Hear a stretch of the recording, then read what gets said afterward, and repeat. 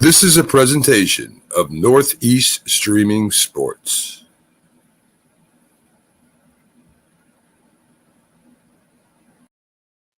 Good morning, everybody, and welcome to another episode of the Mac and Jack Sports Show.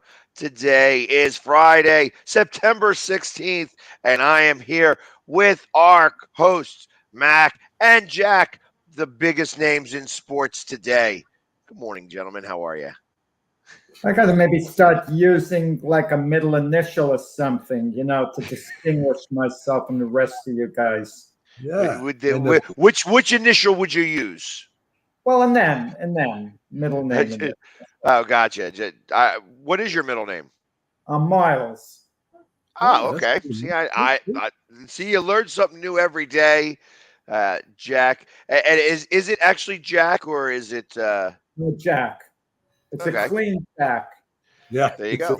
I can never figure out even President Kennedy. They call him Jack Kennedy, John Kennedy. What exactly was his name? I mean, I don't want to. You can't be Jack and John together. You have to have one or the other. No one ever called me John. Well, wasn't his father named John too, and that's why they called him Jack? They call him John F. Kennedy. Then I hear Jack Kennedy. I mean, one or the other. Give me. Well, Yeah, that's how I got my name. My name is James. My formal name is James, but everybody called me Jamie because my grandfather was named Jim. My uncle was named Jim. When you yelled out Jim, everybody turned around. So they said, "Okay, you're going to be Jamie." Plus, Yeah, I'm not a Jim.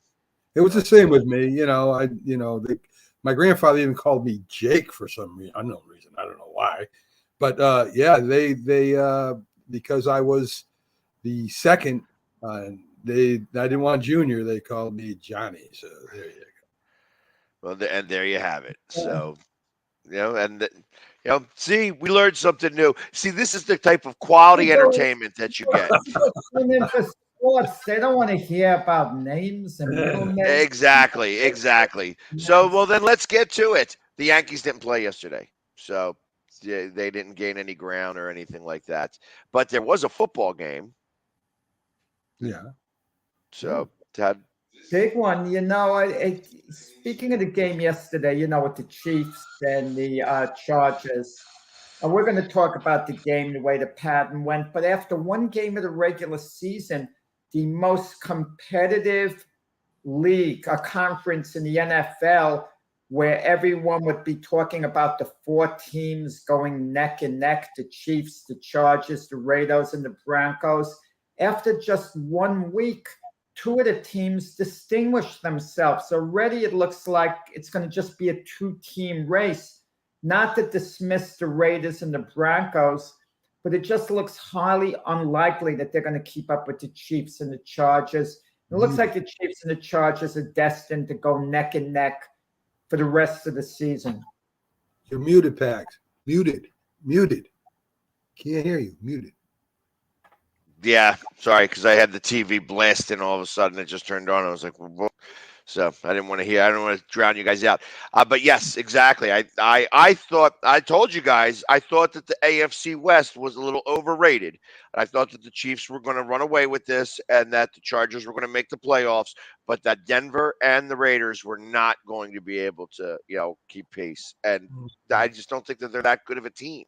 Either one of them. Yeah, but yesterday, the Chiefs winning by 3 points in a game that the Chargers could have won. You could even argue should have won, having a 10-point lead in the third quarter. And then their coach, Brandon Staley, just seemed to go conservative. When you play in Kansas City, you better stomp on them when you have the chance. Don't rely on your defense. Even though the Chargers have one of the league's best defenses, in Bosa, Khalil Mack, and company, Deontay Samuel.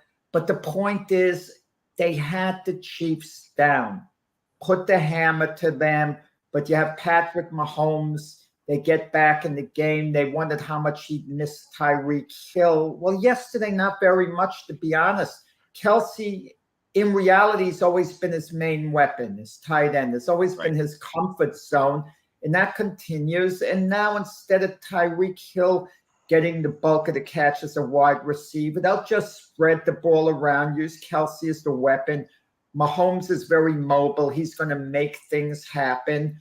So the Chiefs on their way to having a good year, as are the Chargers. I have a feeling it might come down to the last game of the season to see who actually grabs the Western Division title. Yeah, I don't think it'll be that close. I think the Chiefs will win that division, and the Chargers will make the playoffs. But I don't think it's going to. I think the division that this kind of set the tone for the season, and that both of these teams are pretty good. And hopefully Herbert's not hurt that badly. I mean, obviously he did get he suffered something with his ribs. I didn't hear if it was cracked ribs or broken ribs or anything like that. Back in the game, he seemed to have bruised his ribs, but he came back in. So it's apparently not a serious injury. You kind of wonder whether the Buffalo Bills are just keeping a small eye on these two teams, the Chiefs and the Chargers, because if someone's going to stop the Bills' run to the Super Bowl, I don't think they're overly worried what's coming out of the East with the Dolphins, the Patriots. I don't think they're overly worried about the Bengals, but they take a look at the Chiefs with their pedigree and the Chargers, a team that's really on the rise. I think those are the two teams that represent the biggest threat to keep Buffalo from going to the Super Bowl. And Pags, you picked the Chiefs to go to the Super Bowl straight out before opening game. Yes, and I like I said, I think I think you're going to see a Chiefs Bills AFC Championship game, and until the Bills can get past them, like I said, they've got this mental block with the Chiefs right now that they just can't seem to get past. And until they can prove that they can get past the Chiefs, I just think that the Chiefs are going to be the class of that, the class of the AFC. Agree. And I don't think I just don't believe that Cincinnati is going to be able to come out. We saw that Joe Burrows is able to, lead his team back even after being down and even after having such a horrendous day, threw 4 interceptions that day and still was able to come back and bring it into overtime. And then, had problems with their kicker. But ultimately it's, I think that, it's going to be that you're going to see the Chiefs and the Bills, and they're going to run away with it. I think that they are going to be fighting for the number 1 seed throughout this season. What's up with these kickers, guys? I mean, these are supposed to be the best of the best. They're missing from up close. They just look awful this year, and they're causing their teams to lose all the time. I don't know what's going on with them this year. Well, it's like I think this has been coming. You know what I mean? I feel that there hasn't been enough emphasis on kickers. That the kicker misses the kick, and oh well, it's like I'll make the next one, and so. I mean, you look at Dallas. Dallas's kicker preseason. I mean, did he make any kicks? I mean, it seemed like that he was missing them left and right. So, my full expectation is that when it comes to the regular season, he's going to be missing. The one from Cincinnati. I mean, that guy's supposed to be automatic, and here it is. He missed 3 field goals. He had a new hold, a new snap. It kind of messes up a kicker's rhythm. He doesn't have the same holder. I mean, I've never attempted any type of field goal before, but I can imagine how you put the ball down, set up the laces. It has a lot to do with the placement of the ball. If the ball's tilted just a tiny bit, it kind of throws the kick off. And also the snap, if the snap comes a little high, a little low, then the holder has to frantically place the ball down quickly. I think really that does have a bearing on it because the kicker's already setting himself in motion as the ball is being snapped. And you throw the kicker's timing just off a tiny fraction of a second. I think it's all the difference it makes. But listen, with that said, Mac is correct. Even the Jet kicker Zerline, he misses a very makeable field goal. He misses an extra point. The Jets still would have lost. But they would have crept a little closer. There's nothing too much more demoralizing. You get a touchdown, and you think you're back in the game, and then you miss an extra point, and you really need that point because it could be the difference between having a 7 behind, the 8 points behind, mentally too. I think it deflates a team just a tiny bit when a kicker misses, and something as simple as an extra point. Agree. So here's a question for you, since this actually ties into you guys. The Giants coach decides to go for two, Brian DeBow, yeah. and he goes for two, and they make it, obviously. So, which is, it looks like an amazing call now in hindsight because he made it. However, great call. Oh, great call. I don't know how Mac feels about it. Yeah. I don't second guess later. At the time, I like to play coach, and I kept saying, go for two, go for two. This is your chance to, win the game outright. If they go for the extra point, they're down 1 point. There's still 1 minute and 6 seconds left. So Tennessee is going to get the ball back with a chance to win it. But if you go for the extra point one, what Mac was saying before, the kicking sometimes has been a little erratic. You probably make the extra point, but it's not quite automatic, even though you probably make it. But let's say you do make it. Now the best you can logically do is win in overtime, and that's just 50-50 proposition. You have the chance to win the game, then you just go for it. And it sets a new culture with the Giants too. It shows a real confidence in them. You know what no one mentions, guys? I don't know whether Mac Pags, you picked up on this, the play. So Daniel Jones flips it to Saquon Barkley, basically up the middle. Two of the Tennessee defenders on the defensive line had him there. Why didn't they should have tackled Saquon Barkley. He kind of escaped Saquon Barkley.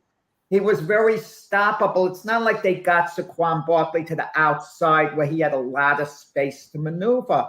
And I would be a little upset if I were Tennessee that the tackle wasn't made. But Mac has to be happy about his Giants. Saquon Barkley's reemergence. He's the Saquon Barkley of old. Yep. It's easy to say, well, one game doesn't prove it. But if you saw the way he was running, he's back to his old self.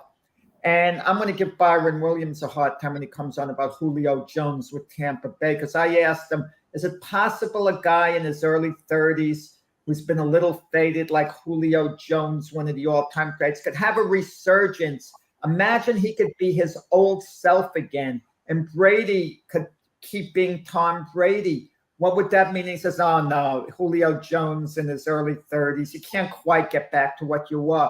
Well, Julio Jones looked as good as he ever did just about in that one game. And they took a statistic and analytics. I know we might hate it to a degree, but it showed the level of speed Julio Jones showed on one play was one of the quickest routes of the weekend that anyone ran on any team. Well, and like I said, he did have a great game. He wound up being the main receiver for Tom, I think, in that day. And, just so it looked good. And obviously the Giants, since, your Super Bowl pick is still intact at the moment, the Jets probably ain't going to make it, but the Giants at least look good for week one. They can still go 1-4 this season, but, the first win's the most important. Yes, and they have wrapped up the division as of today, too, Pat. They did. Hey, I'm going to tell you this. You can, if someone wanted to make a bet now, who's going to finish ahead of who? The Giants and the Cowboys. I mean, Cowboys still have to be favored to come ahead of the Giants. But I'm going to tell you, a lot of Giant fans, if you give them 2-1 odds or something, they'll jump on it for their team. Oh, yeah. I mean, the Cowboys seem to be reeling after 1 week. And the Giants, it's kind of like a good feel story. I think the Giants, I don't know, Matt could answer this because he's a big Giant booster. I don't feel the expectations are overly high. If the Giants do what the Jets might be projected to do this year, maybe go about 7-10, be competitive, show a lot of promise for next year. I think this is a building block year for the Giants, where next year they'll be eyeing the playoffs. Despite the great win over Tennessee, I don't think the Giants are quite eyeing the playoffs yet, because to be a wild card, you have to have a good record. And to win the division, all the other teams will have to be weak. And I don't think Philadelphia is going to tail off and have an 8-9 type season to open the door for the Giants. Yeah, I agree with everything you said, Jack. Definitely. Yeah, and I like it says, I thought that the NFC East was going to be a lot better this year. Can it really hold 3 playoff teams? I don't know that Washington or the Giants have done enough to be able to do that. Now, however, you have a running back that seems to take over games. That's going to change a lot, So when I watched some of the plays in that game, he had a Derrick Henry-esque look about him, Saquon. Yeah. Where he was able to power through tackles. So when you said that they should have tackled him, that he powered through them. And it's just when you look at how he is built, because he's not very, he's a little stocky, but he's got his legs pumping are going to be able to, get through a lot of those. He's break through a lot of those tackles. So it's going to be an interesting year, and hopefully he can remain healthy. It would be really good to see him go through a full entire season without getting hurt, because it's obviously the Giants are going to need to use him and utilize him. And he only touched the ball 15 times to get the yardage that he did. No, it's important, to not overutilize him and keep him somewhat fresh all season long. And another factor, the Giants have another weapon, their wide receiver, Kadarius Toney, who was drafted last year. Now, it's his second year, and he was used just sparingly by Brian Daboll, and it's not supposed to be an attitude issue. There wasn't any discipline. Why? I don't understand coaches sometimes. You have these weapons, guys who could really be difference makers, and you turn them into situational players for the time being. The Jets even did that with Garrett Wilson, their rookie wide receiver from Ohio State that went 10th overall. Why didn't they just give him the position, let him play, let him be a star the way Jamar Chase was for the Bengals last year, Jalen Waddle was for the Dolphins? I mean, give him the same responsibility. Some of these coaches, they like to coach by committee, have like a revolving door policy with players coming in, coming out. Just give your best guy the position, let him start, and let him basically show what he can do, live up to his potential. Well, I think with a rookie head coach, you are not going to rely on rookies, especially on your first game when you're trying to set a precedent. Yeah, and I think that Daboll, it's his first game as the head coach. Right. So I think that you want to try to not show all of your cards right away. It's Tony's second year. It's his second year. It's not his rookie year, Kadarius Toney. Their wide receiver. Yeah. Right. But I mean, he didn't do much last year, right? Was he? I don't remember seeing him. No, he didn't, but he was a rookie. I can understand that. You can understand that maybe a little more. Right. I compared him to Jamar Chase and Jalen Waddle. I confused you there. But that being said, unfortunately, I just don't know the Giants that well because I just think they stink. But that being said, I feel that you can't show all of your cards in week one. So you got to be able to keep stuff back. There's a playbook that nobody's going to see until week 8, even week 9, because you want to make sure to hold back as much as possible. You have no idea how happy I am this morning. A Jet and an Eagle all loving the Giants. It's a beautiful thing. I was just giving you some play, Mac, because we wanted to involve you early in the show. I think Mac would agree to this. They're overcomplicating the game of football. I like the way it was done in the past. Vince Lombardi's old pack of legendary teams. They run a power sweep. The other team would know a power sweep's coming and stop us.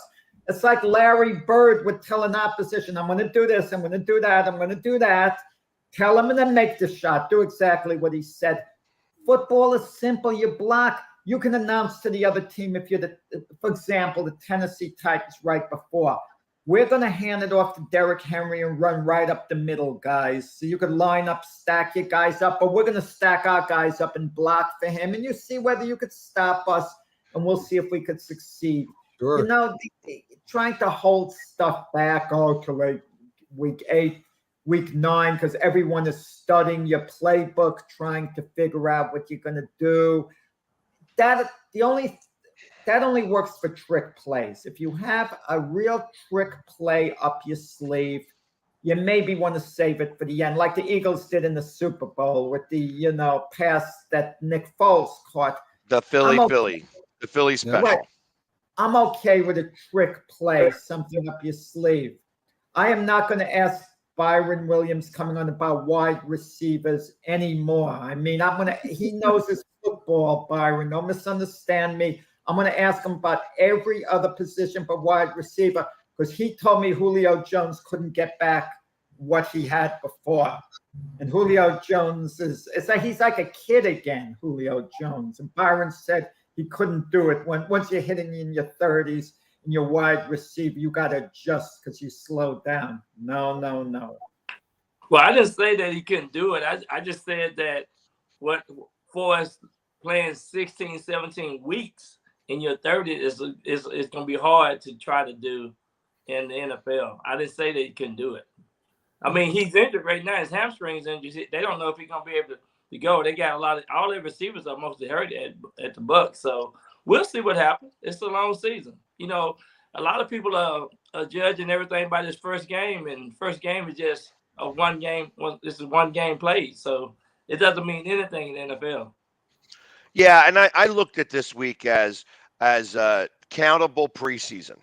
This is preseason football that counts to the record, because these guys haven't really played, and you could tell everybody was rusty. Everybody. It's when you watch that Dallas Tampa Bay game, you're like, ooh, this is you could tell like it was week 1 of preseason, that they just weren't crisp, nothing was happening, and it's Byron, you'll agree with me. Daniel Jones and Saquon Barkley sure weren't rusty, were they? Daniel Jones, Saquon was ready to go. I tell you, he was fired up. Wait. Daniel Jones managed the game. He played okay. He didn't have a special game. Daniel Jones didn't do anything we could rave about. He just managed the game, and he did what he had to do. He wasn't a difference maker against Tennessee. Yeah, he was throwing a long ball all day. I mean, he was hitting people right in stride. He was definitely a game changer yesterday. And I think that goes with the new coach. I think that brought the excitement. I mean, he's what they did in the locker room after the game was exciting. I mean, they were like fired up about winning the game, and I think that carries over. And I just think too, that just goes to show you that the coaches and the leadership is very important. Yeah.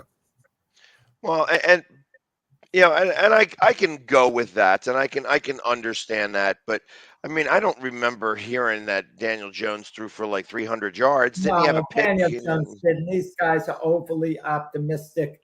I'm going to tell you, Bullock made that field goal for Tennessee at the end of the game the way he should have. What would we be talking about the Giants now? I'm changing my hat. I'm changing my hat. I just changed my hat, so I just feel like you guys ain't getting it. You guys got to get on the same page with Matt and myself. You got to get on the same page. You guys don't see it. Well, you're right. You're right. I don't see it. I don't see it. Tennessee to go over to Nashville and play the way they played, I'm impressed. So I'm just telling you what I saw. I'm just telling you. I'm not just saying it. Because they easily was underdogs going over there. They were 7 points, not favorite to win this game. So that was impressive. Yes. And look at this. And now they're favored. They're favored by less than a field goal at home against Carolina. That's good. I'm glad to see it. An intriguing game, Carolina to Giants, because Carolina, if they're going to overachieve by a little bit and challenge for the division title, they virtually have to win Sunday, because to lose to the Browns and then the Giants, those are two teams that are beatable for them. That's not amongst the elite teams in the NFL. So But this goes back to what I was saying about the NFC East. Whoever won it last year is not going to win it this year. Agreed. I'm going to tell you the ironic thing about the NFC East. Any team, we always focus on the quarterback. And if I said to you, who's going to be the quarterback for his team next year, 1 year from now, the starter? If I say Jalen Hurts, you're going to think, probably, but you have doubt. If I say Carson Wentz of Washington, you'll say, more likely than not, I have doubt. If I say Daniel Jones, you'll say, kind of 50-50. I think so. You have doubt. The only one you'll say for sure is going to be quarterback of the team is the one team that lost, in the NFC. Dak Prescott is a definite to be the quarterback next Well, you know year. what? And to be honest with you, I actually, because of the injury and because of the way that the beginning of their season begins, that I think that has now a little bit of doubt, because ultimately, if it takes them 8 weeks to come back from this injury, that means they have the bye week at week 10. That means you wouldn't be back until after the bye week. Their season could be over already, because if they're really going to have to depend on Zeke to carry this load. Cooper Rush looked next horrible. year, Dak Prescott will be the Cowboy Oh quarterback. no, but that's that's where I'm going with this, is that if they are that bad moving forward, that it's possible that they could try to they put in the rest of their strengthen their backups, so to speak, instead of tanking. I don't want to call it tanking, but they'll strengthen their backups for the remaining part of this season and try to get a quarterback early in the draft next season. Because you two guys agree with Pags, and you're going to tell Jeff Coat that the Cowboys might be so bad they might have the number 1 overall draft pick. I don't think they're going to have the number 1 overall, but I think that they could wind up, if things start to fall properly, that they could wind up having a not a great season and go after a quarterback next year. And what do you do with Dak Prescott's enormous contract? You cut him. You cut him and just pay him the money, take the big hit on the trade him. Somebody would take him. Somebody would take him. I wouldn't be surprised. Again, this is an NFL that's what have you done for me lately? And he was hurt 2 years ago. He came back and he didn't perform well in the playoffs. He was able to do everything he needed to do in the regular season, got them the division championship, but ultimately was out in the first round of the playoffs. And it's becoming too much of a theme with the Cowboys. So ultimately, again, if you have a really bad season and you are in the middle of the season and you're in week 9 and you've only won 2 games, you may consider. If Mack and Byron were in the Giant front office and the ownership told them, you guys in charge of making trades, don't worry about the cap, you get a call from the Cowboys today offering you Dak Prescott for Daniel Jones, you guys wouldn't take it like that. I would take it in the snap of a finger. No, Jack. But think about that. Well, first off, I don't understand. I think you guys are both wrong. I think that you would definitely take Dak Prescott over there. They would at the Giants. They would.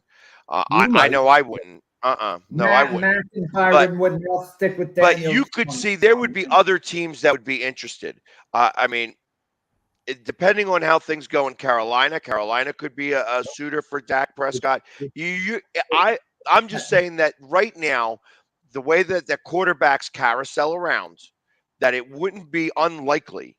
It's actually probably more probable that if the Cowboys have a bad season, that they would be considering shopping Dak Prescott and going after a new quarterback, because with a bad season means they're going to have a brand new coach. and a new coach would want his own quarterback. He wouldn't want to have anybody's leftovers. And I think that that's just opinion of mine.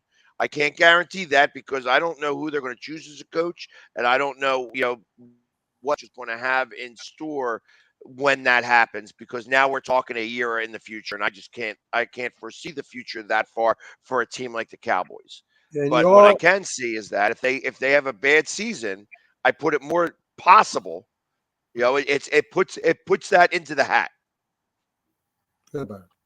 Well, one of the things I was gonna say is that you got to have two good quarterbacks on your roster. It just if you really hurting yourself if you don't do that. And with the injuries and the way the defense is playing now, these quarterbacks are getting hit and tagged.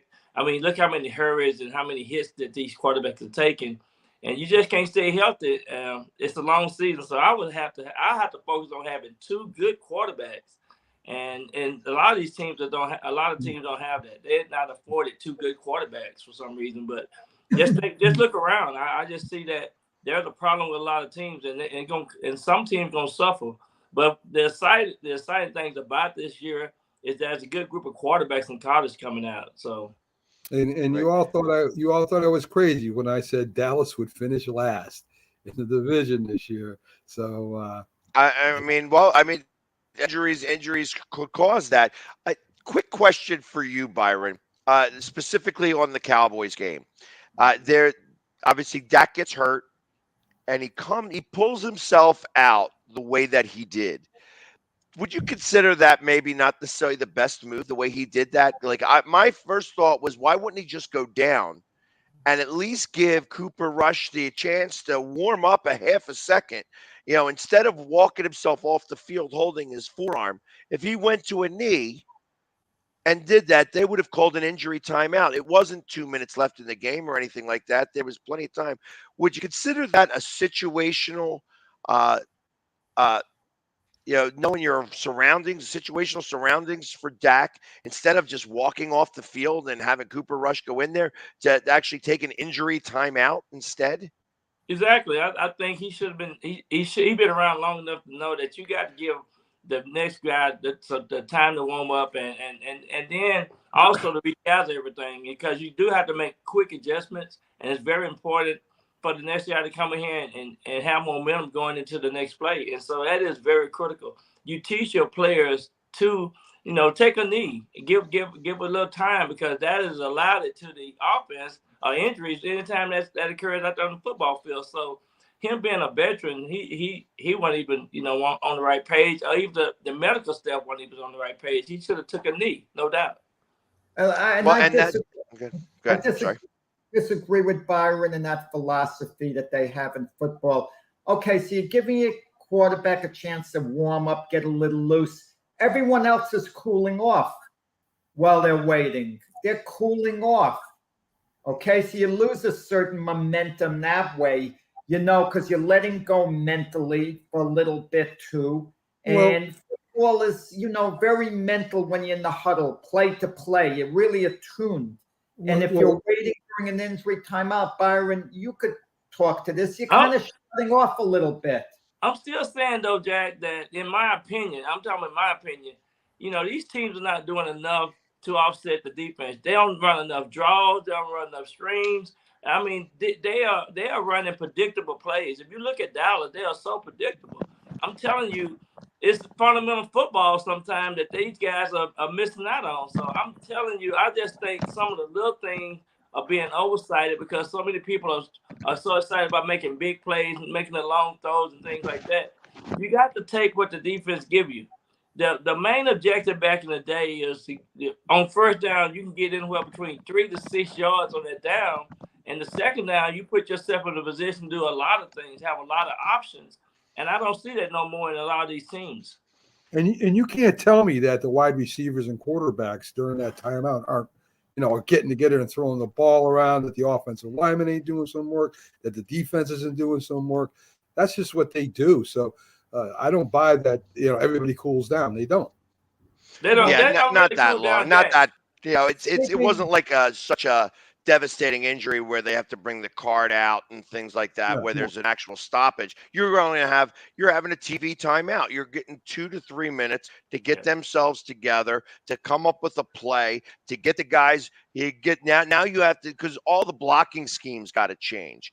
All like they had a pass play figured out for Dak Prescott. Well, now they got the pass play figured out for Cooper Rush. They didn't even have a chance to really switch anything up. I bet you that they had to tell Cooper Rush what the play was because he probably didn't even have the headset linked to him yet. Byron, last night's game, I mean, that's fresh on everyone's mind.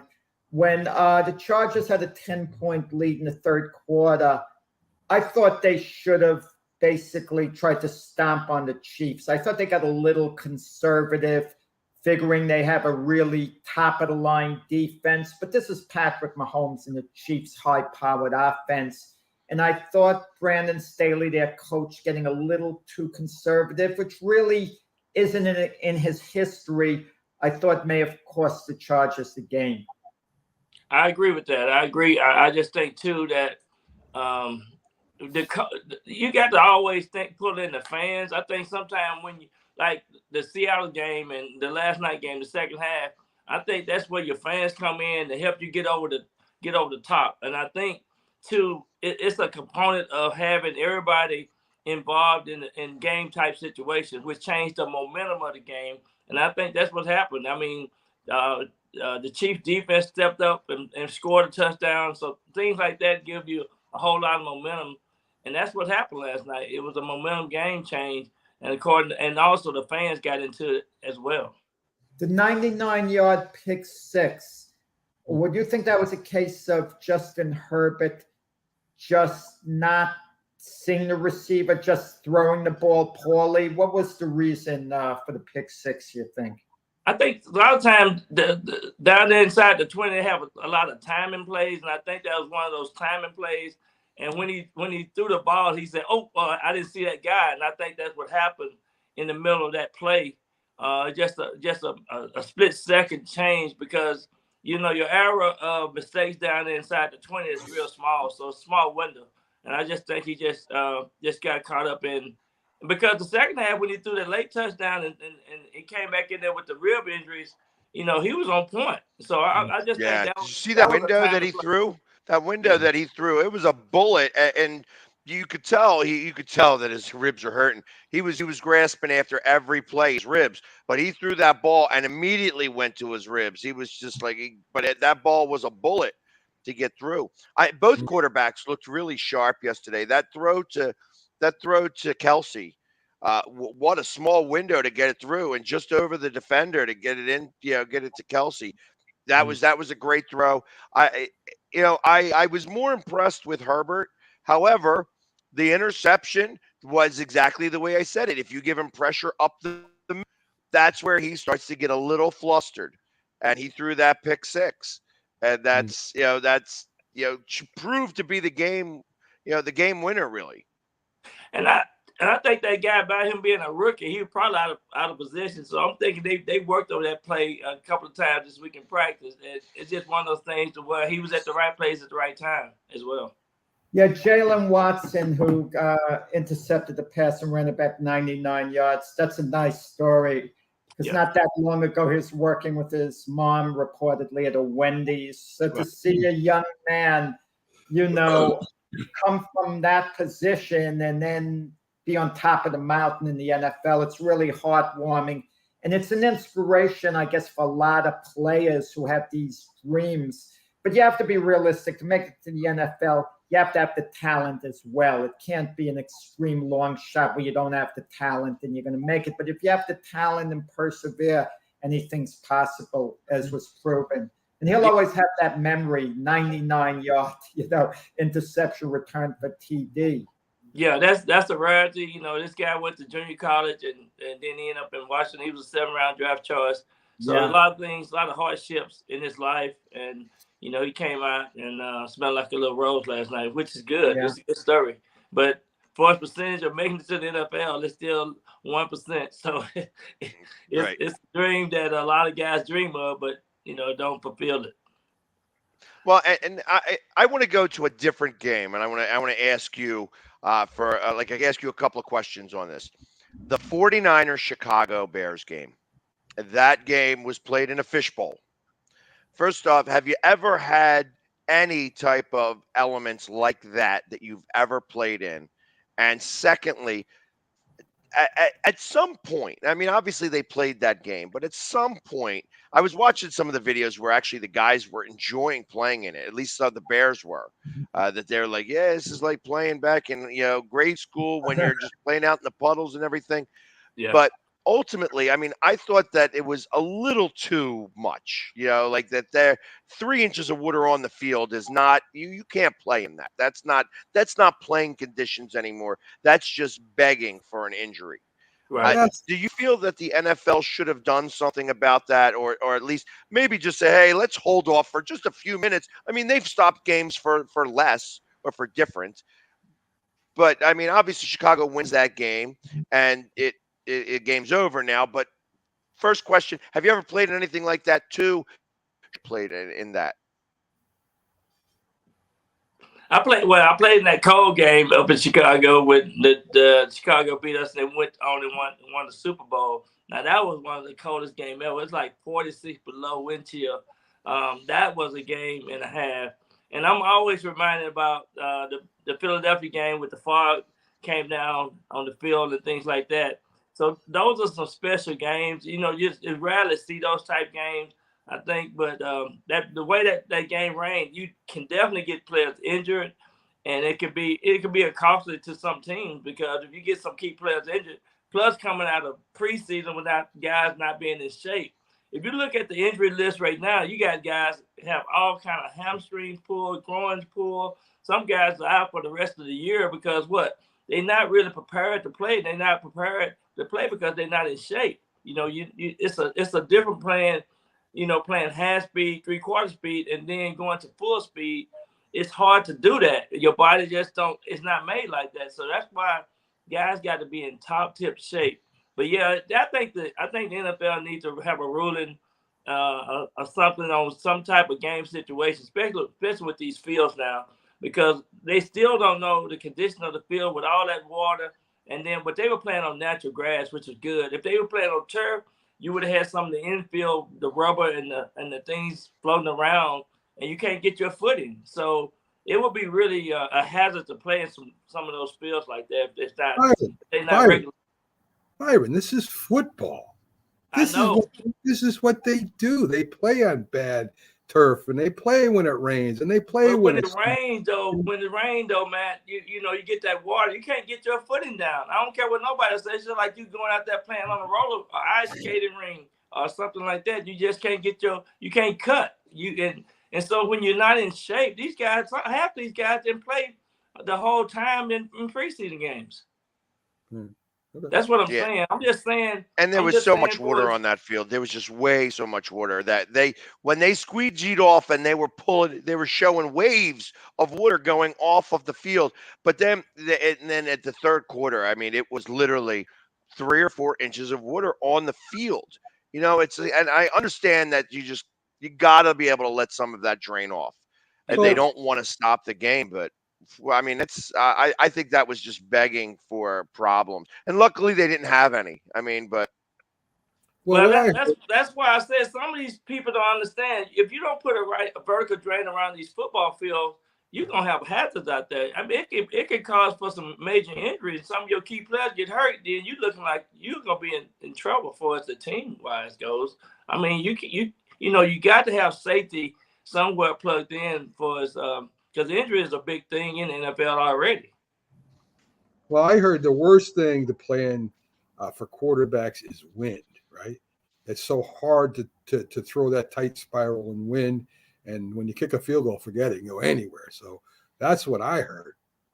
Yeah, exactly. Because you're exactly right. The wind and then the cold and then the rain, they still need to figure out the safety of playing in those type of conditions because I see guys punt the ball and the ball come back. And Oh, that happened 85 with the Bears, man. He missed the ball. I mean, but you look at that game realistically. They had the Bears had under 220 yards of offense. Yeah, they You know ran. what I mean? Yeah, but I'm just saying when that ball was right here, when John Landell, if you ready to punt the ball, and that ball went from here to there, it was amazing. You can see it on the video. I mean, it's on the replay. Yeah. It was. That the wind just took the ball. The wind just took the ball. And without that, the Giants could have possibly won that game. It was 0-0 up until that point. I mean, that changed the whole momentum. That's why I say certain points, and Parcells used to always talk about, it's about 5 plays that determine the outcome of the game. And that was one of the plays right there because that changed the whole momentum. Right. So is there any games that you are looking at this week that you think is, like games of the week to watch for? Obviously, last night was a good one of those games. It was. I like the fact that they are putting on Thursday night games specifically to, come back and actually be games worthwhile watching. Thursday night games usually have not been good up as of late. So I like the fact that they are doing that. But any games that you have your eyes on this Sunday? I'm curious about the Dolphins. I'm trying to see if the Dolphins are for real. They play the Ravens. Of course, the Bucks are playing the Saints.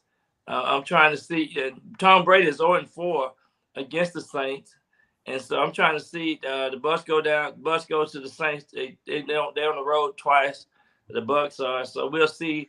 With all the injuries with the Bucks, with the receivers, I know even Evans is hurt. I think his lower calf or something is hurt. So it's going to be good to see what the Saints can do if they. If the Saints can do and see if the Bucks defense is for real. And then, of course, the Washington game in Detroit is interesting. I'm just trying to see some of these NFC East teams, and I'm excited about Cincinnati coming to Dallas to beat the Dallas Cowboys here in Dallas. It's nothing like having them lose 2 weeks in a row here in Dallas, and so it's going to be some good games. I mean, some teams are setting themselves up, for having a lot of momentum going into the season. Who you liking, Jack? Who I Jack. like Jack. What team are you? We're talking about the Dallas Cincinnati. Yes, Cincinnati. I mean, they're coming off a loss. They should have won. I mean, they lost on their kicking game at the end, having a new long snapper, for that game. And, the holder and the timing was off on a couple of the field goal attempts that would have been normally chip shots. And it's a damaging loss in a sense because it was a division game to the Steelers there, but they should beat the Cowboys with a backup quarterback. We could talk about all the troubles that the Cowboys had Sunday, but they didn't have it on the defensive end of the ball. I mean, they played really well and they forced Tampa Bay to go make 4 field goals, and a touchdown there. Their defense basically did their job. Tampa Bay couldn't stop Micah Parsons. So from that element, you could think that Dallas's defense maybe is going to keep them in the race until Dak Prescott gets back. So we'll see. Who was Green Bay playing this week, guys? They The Bears. The Bears. That's going to be a game that I'm really interested in. Will Farr get ticked off at his receivers again? Are they gonna be able to get it all together? Probably not. And it's going to be I think it's going to be a really, really rough year for the Packers this year, guys. I agree. I think it was funny how Aaron Rodgers was looking at the receivers. It was funny because he was so pissed off about the performance of the wide receivers. Yeah. Well, Aaron Rodgers does have a right to feel that way. He's setting a very high bar. He's not babying those guys.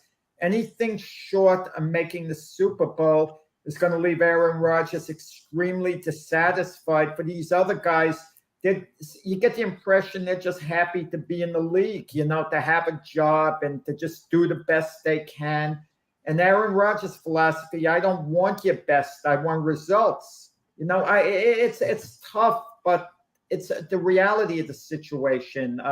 Aaron Rodgers is looking out for his legacy.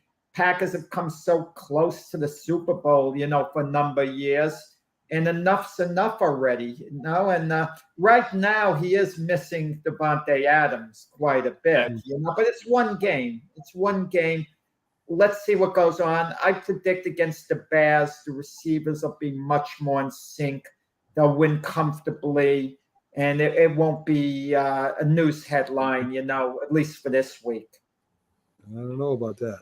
I don't Do you either, think because I'm Devontae Adams is missing Rodgers? No, not at all. I don't think No, so. well, you know, Derek Carr was his college quarterback, and they had a lot of success. So when you're with your old college quarterback, you know, you don't abandon him so quickly. You really want him to succeed. I'm sure Devontae Adams, outside of himself, he's thinking, I want Derek to succeed too, you know, because of that relationship going back to college. Well, I know Kansas City's not missing Tyreek Hill, so I know that. Yeah. You know, no. one thing, did you see? I don't know whether you guys heard what Sean Payton, the longtime coach of the Saints, said about Tua.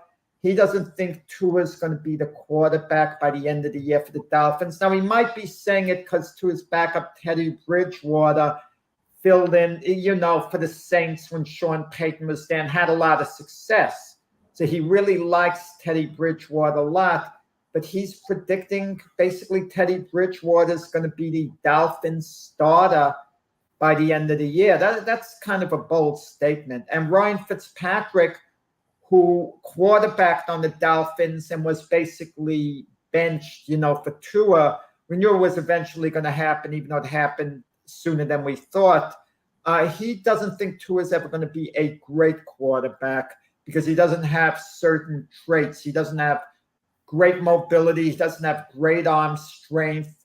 You know, he has to do everything on timing exactly. So he just he didn't say, Fitzpatrick, that Tua won't be a good quarterback in the league. He doesn't feel Tua is ever going to be one of the elite quarterbacks. And that's a bold statement to talk that way about an ex-teammate of yours who you shared the quarterback room with and who you reportedly got along well with also. Well, that just goes to show you that there are different styles of play across the league. You know, he played in Hawaii. I mean, not a whole lot of competition over there. He came and played at the end of his career at Alabama, but he got hurt. But now he's playing on a different level. I think his style of play, the philosophy of the ball, the fly of the ball, and the timing is not going to be in the NFL standards. So I'm thinking that I'm thinking they about right. They point on him being able to be sustainable in the NFL. I think, you know, it's showing that right now. I agree with that. I agree with what they are saying about him, and I agree that he ain't gonna be the guy that's gonna be able to carry the Dolphins where they need to go, in my opinion. But consider this: the players on the Dolphins voted for their captains, and reportedly Tua got the most votes. So that shows that they either believe in him, they like him a great deal, and they really want him to succeed. So when you got the team kind of rallying around you, I think that's a big difference maker. Well, Yeah, and that's good. That says a lot about what he meant to them in the practice and in the locker room, which means that you know, hopefully he can have some momentum, but also he probably have to have some confidence. I just hope I hope he can stay healthy. I hope he can stay healthy, and if he can do that, then maybe he could be the star that they're looking for. well, Guys, what's Sean Payton waiting for? Shouldn't he be coaching somewhere? There are openings. He could get a job pretty easily. What's he waiting for? Dallas. Sean Payton? Dallas. Yeah, I mean, I just think he's waiting on the Cowboy job.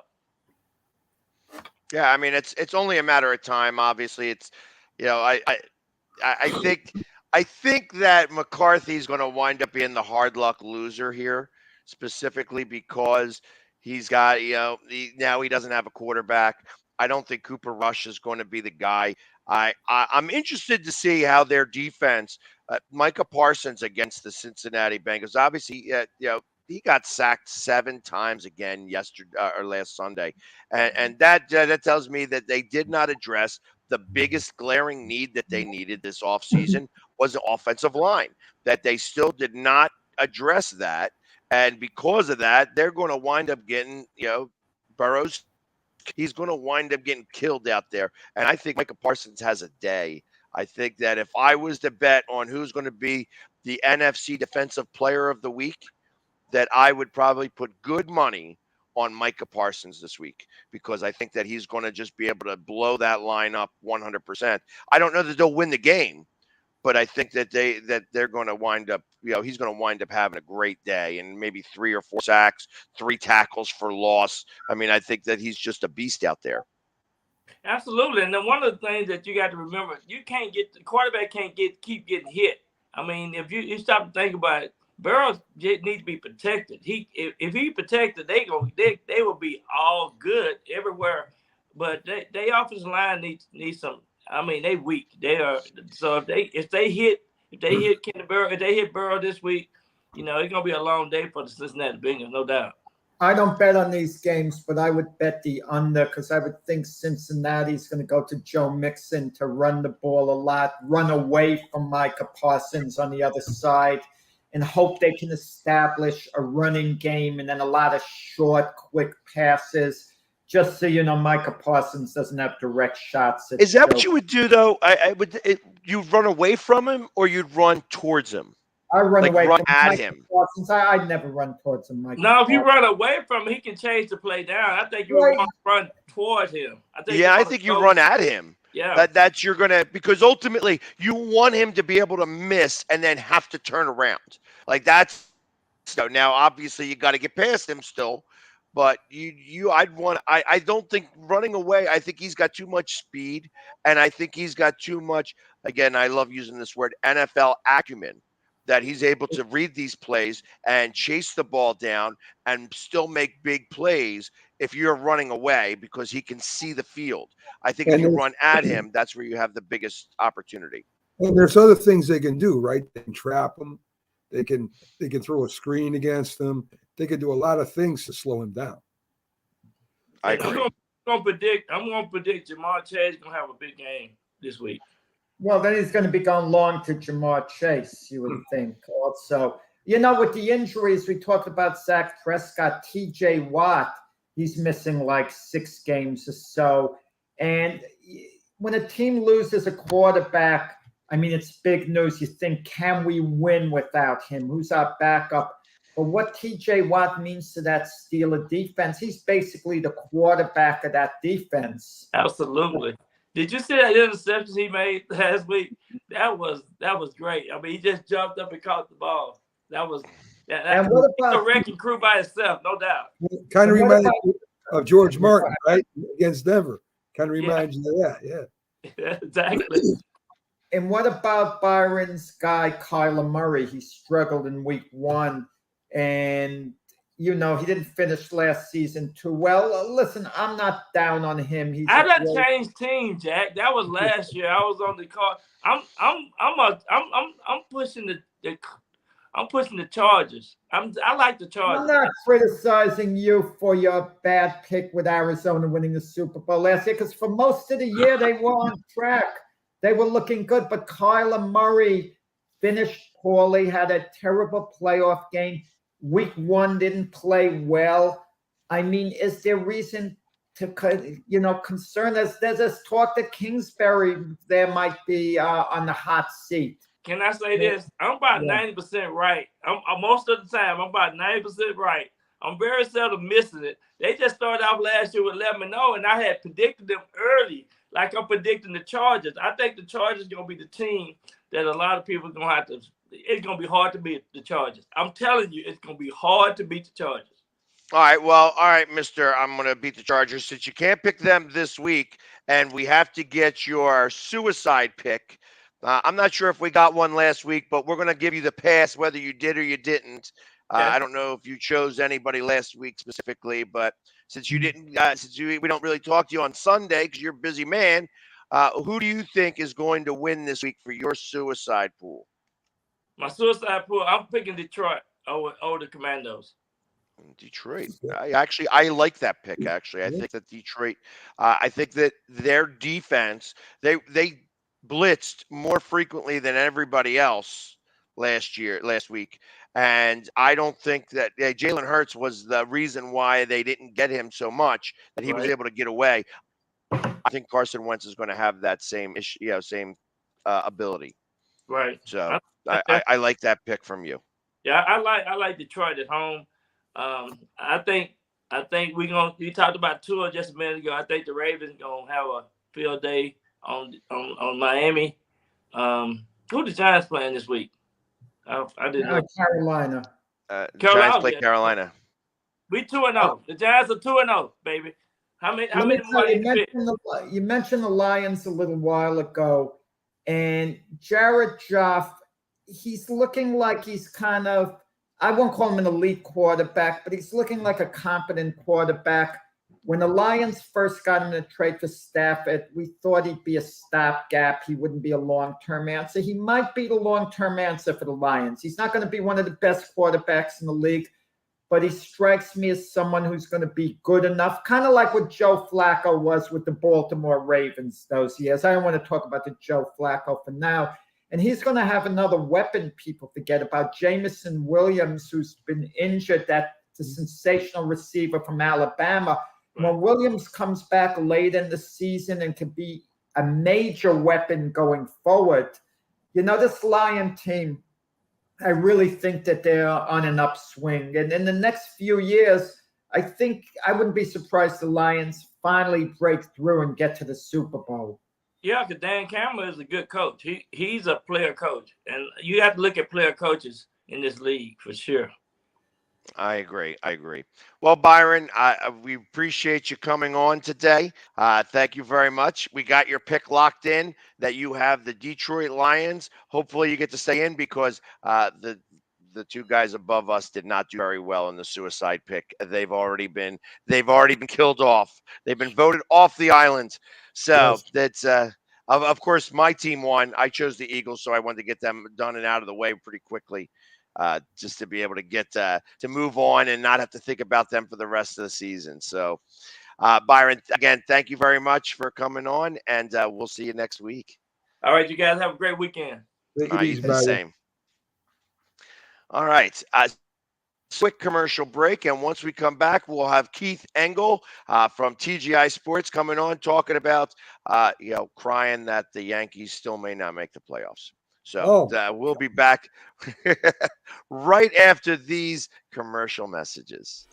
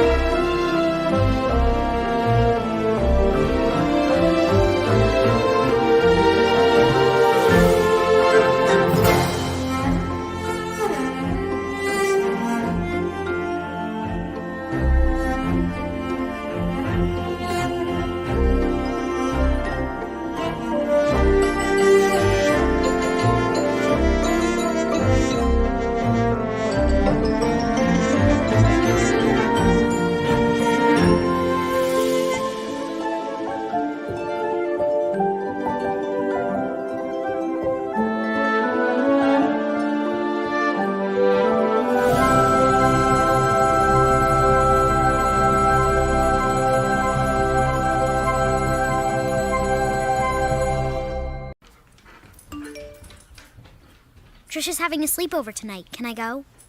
I wonder about Lucy's friends. What should I say? I know you're only 10, but one of these days a friend will offer you a drink. And alcohol at your age can lead to so many things. None of them good. So can I go to the sleepover? Lucy, I want you to promise me I something. finished my homework. Bigger promise. If there's any drinking, I want you to say, "No thanks, not my thing." Mom. I promise you. Your real friends won't care. Deal? Sure. Really? I promise, Mom. They really do hear you. Did you pack your toothbrush? For tips on how to start the talk, visit underagedrinking.samhsa.gov. A public service message from the Substance Abuse and Mental Health Services Administration. Supporting the needs of our veterans. That's the goal of all of us at Team AmVets. Like Mitch, Carlos, and Kevin from our Welcome Home team that brings furniture to our vets. We are Team AmVets. Or Linda from our thrift stores who brings you great bargains every day. I am Team AmVets. And John, who picks up your thrift store donations that support California veterans programs. I am Team AmVets. Visit our website or a Team AmVets thrift store to donate or shop today. Join the team! I mean, you can see right now, without LeBron, Lakers are struggling. Let me tell you about a team I hate, all right? I know the Dallas Cowboy fan is here, so I had to make sure he knew how much I hate this team. I'm ready. I've often said that the people who run baseball, they try very hard to ruin it. I'm from Brooklyn. I don't have a problem saying it to his face. Oh, I'm from Brooklyn. Hey, get us any.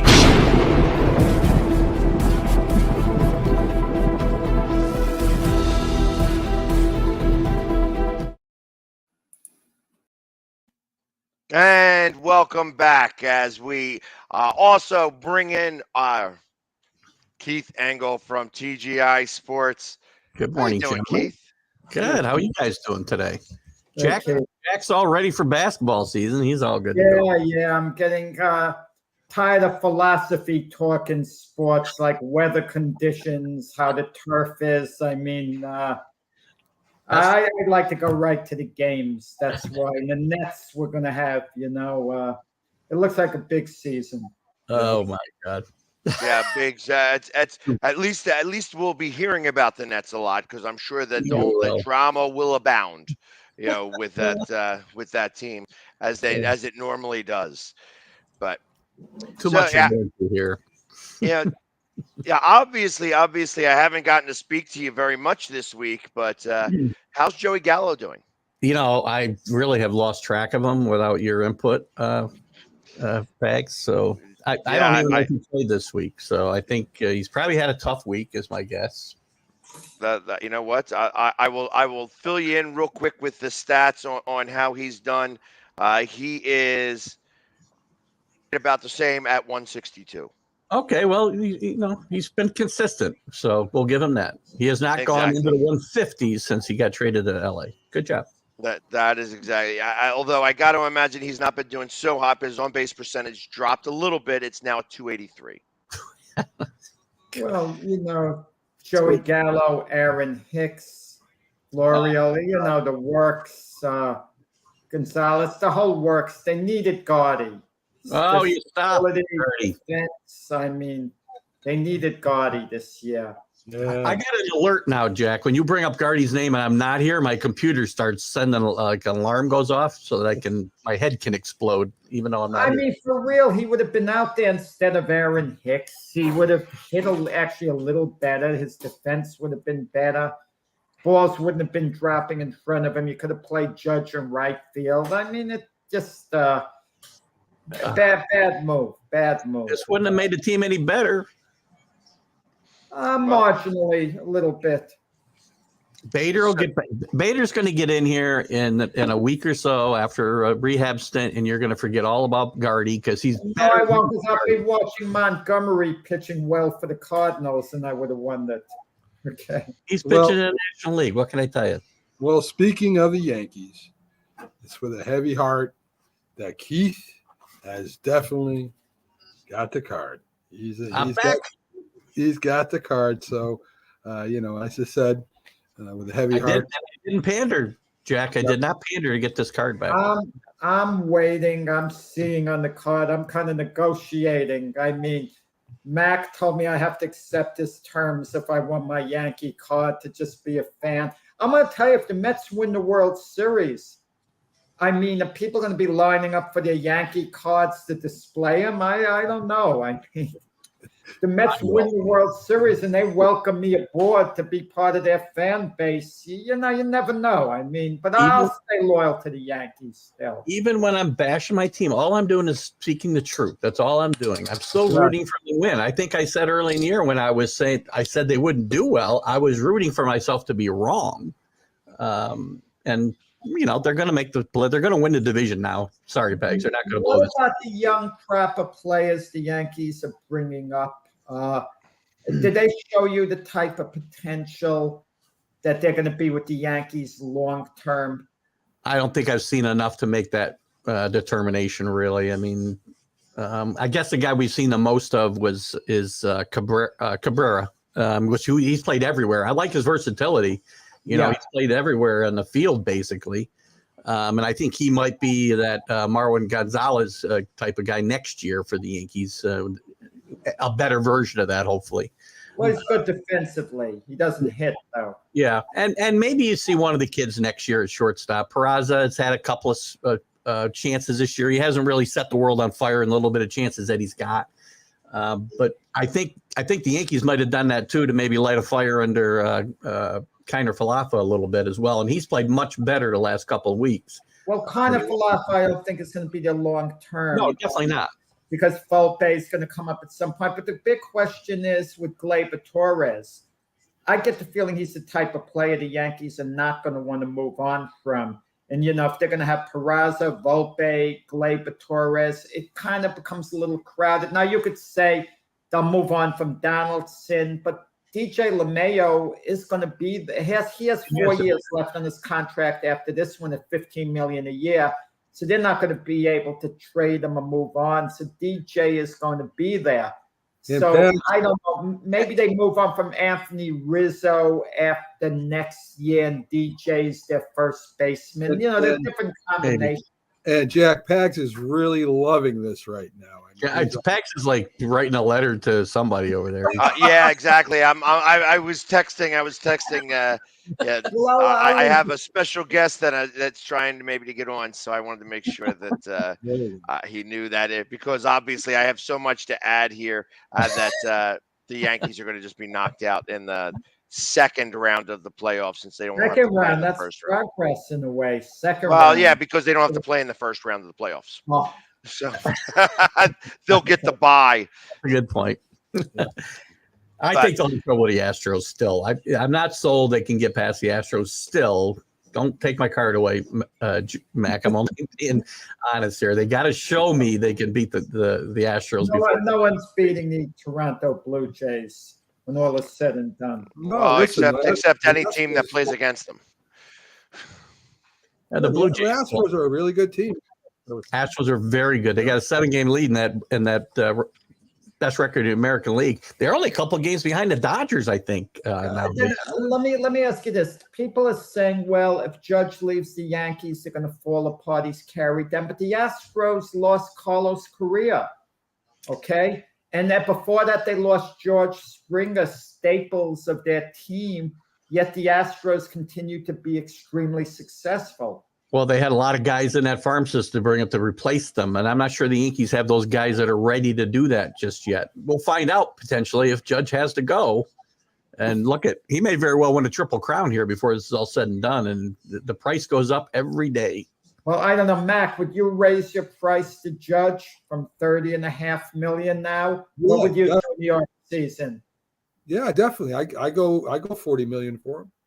You give him $40 million. So had you given him 36, 37 during spring training, he would have jumped on the deal. You could have signed him 8 years at $37 million a year. He would have taken it and you would have had him. Yep. That's what I was trying to say all along. Now they're offering him. He actually might not take the bigger offer. And they're in Judge card. I'd give it back to Mac now. But I wouldn't give him a 10-year deal. I don't care what anyone says. I wouldn't get carried away on a 10-year deal. No. In fact, I would go the other way. I would actually try to do it like a 5-year or a 6-year deal and give him like $250 million. What is with Zach Wheeler's deal? Wait. Let's talk Philly. Zach Wheeler has 2 years left on his deal. I think after this, is this his 3rd year with the Phillies? He signed a 5-year deal. So the Phillies. Yes, it is his third year because he started in the shortened season. So That he's was, it's safe to say he's the Philly ace now.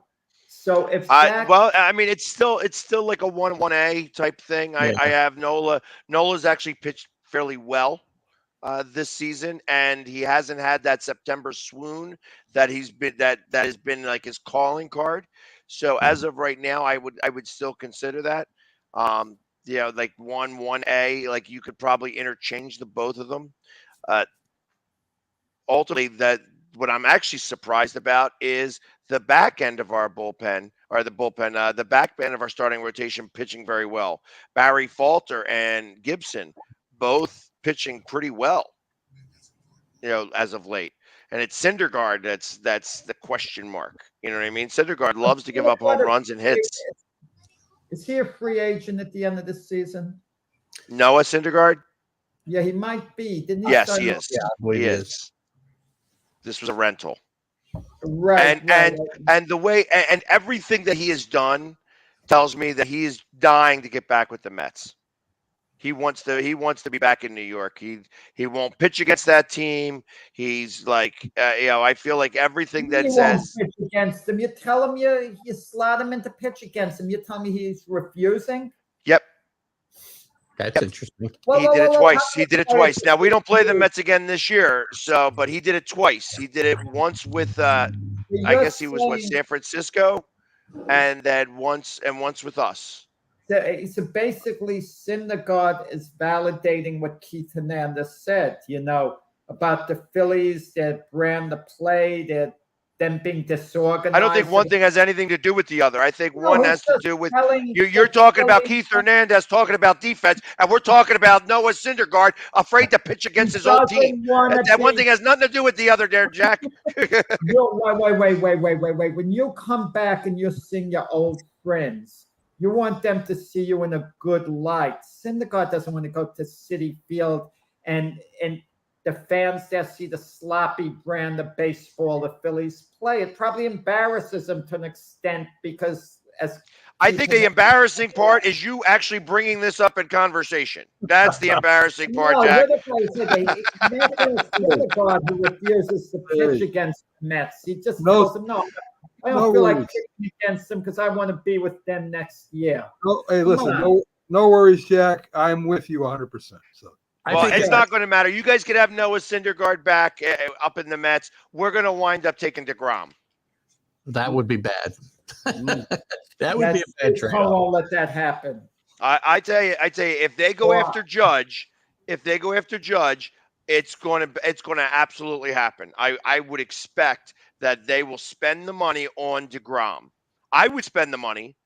I would absolutely I would give him a 3-year or 4-year, $50 million a year contract. I think he's absolutely worth it. I don't think it's an easy situation for the Mets, though. Steve Cohen will spend whatever he needs to spend. Right, but he's still got to make. It's still got to make sense. This is what Jack said. He'll blow $1 billion to try to win a World Series. He won't blow $1 billion to try to win a World Series. He may try to, if he goes after Judge and his focus is elsewhere. Who knows? I don't know what DeGrom's thought process is. He may want to be a Met for the rest of his life.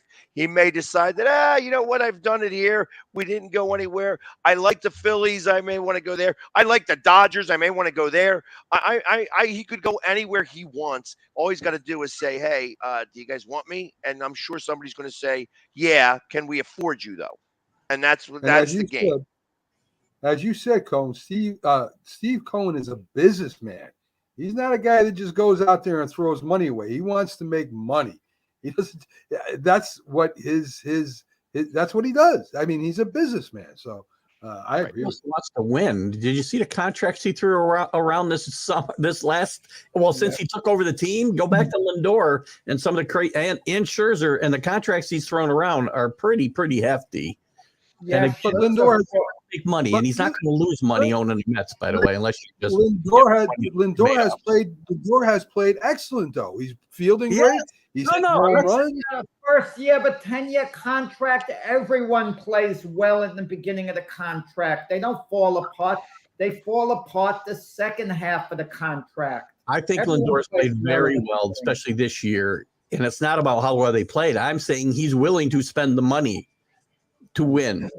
He wants Right, to win. but he's also not going to just blow money. Like if he's going to spend the money on Aaron Judge, he's already spent a ton of money, and who knows, he may not want Aaron Judge. You know what I mean? And that may be a whole different thought process on that too. Priority for the Mets than Aaron Judge is. Well, you would think, but I can't. We are only hypothesizing. Yeah. We can't be for certain exactly how things are going to go. DeGrom goes to free agency, which is what's happening, that he is going to be able to entertain offers. And I got to imagine that there are going to be some good offers that come across his table. And then at that point, Cone is going to have to figure out whether he wants to spend that money there or if he wants to go outside. And I guess the playoffs are going to make a big difference here. That's what's going to really determine how he goes. Because if they don't hit the ball in the playoffs, that's going to be a big problem. We talk about one stupid owner all the time, and DeGrom is a guy. You talk about years for Judge. I'm giving him 10 years before I'm giving DeGrom anything more than 2. Oh, no, Keith. You're going to have to give DeGrom. Everybody talks about Judge being hurt. When DeGrom has not pitched a full season. Yeah, no. DeGrom is going to be given something like and you'd be crazy. 5-year deal by Steve Cohen, $45 million a year for 5 years. I'm not saying he's not going to get it. I'm telling you, you worry about guys on the back end of their contracts. I'd worry about this guy in the front end of his contract. He can't stay healthy. It's more of a concern with DeGrom than it was with Judge, but this is absolutely compared to a position player. But if DeGrom does stay healthy, he's going to be the closest thing to Sandy Koufax, we've seen. So at 30, a 5-year deal, he would be 39. If he signs there, he's going to be 35 next year in June. And he has 2 years left on his contract now. Does he? A total of $63 million. He has 2 years left on his contract now. The Mets, at the very least, he's opting out. He's going to look at a 4-year deal. Someone is going to give him a lucrative 4-year deal. Maybe it's the Dodgers. Maybe it's the Giants who have some money to spend if they can't sign Judge. I mean, we don't know who it might be. It might be the Angels, but their owner, Artie Moreno, is exiting. But someone out there is going to offer him a few years. If he goes in, he'll blow his arm out. Maybe it's the Red Sox who deliver Thunderbolt, and they give this guy, they say with DeGrom, we're going to give you $180 million for 4 years. I mean, the Mets would match that. But you don't know what a team might do, and a team might understand they've got to go to 5 years to get DeGrom to outbid someone else. So he has 2 years left on his contract with the opt-out at the end of this year. He's slated to make $30 million next year, $32 million in 24.